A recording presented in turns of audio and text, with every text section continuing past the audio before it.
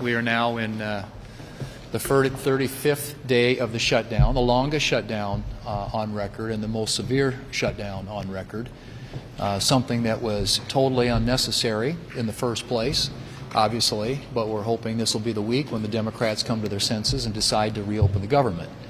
Of course, if you look at why we are here in the first place, it's hard to explain. I still don't know exactly what it is they want. We have accommodated a lot of their questions and concerns. They want to have a discussion about health care. We offered that up a long time ago. And, clearly I've talked repeatedly about having a normal appropriations process where we put bills on the floor, open it up to the amendment process, and allow people to have their voices heard in how we fund the government the old-fashioned way. So I'm still at a loss as to what it is exactly they're trying to get out of this. The one thing I do know is as the days roll by, the consequences and pain of the shutdown grow more severe for the American people. And especially if you are a government employee or the family of a government employee who's no longer getting paid, there are more and more stories of people out there who are trying to live paycheck to paycheck.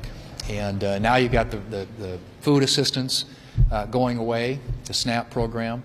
You have Head Start and young kids who need to be able to have access to education. That's increasingly at risk.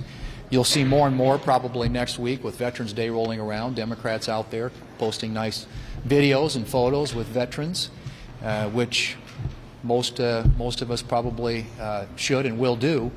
But the better thing they could do is actually support our veterans by opening up the government and allowing these regional offices to get open again, and allow the GI Bill hotline to start functioning and operating again. There are so many ways in which Americans are impacted by this, and certainly our veterans and our troops come to mind immediately.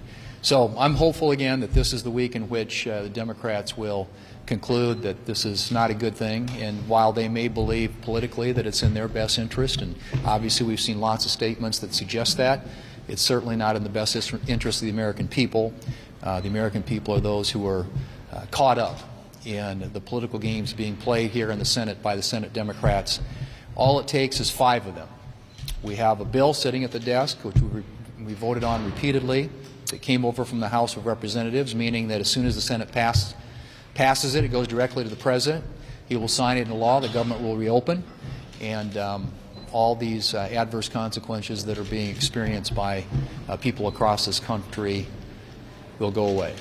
That's all it takes. 5 more Democrats, 5 Democrat senators with the courage to take on their political base and their leaders and to do what's in the best interest of the American people.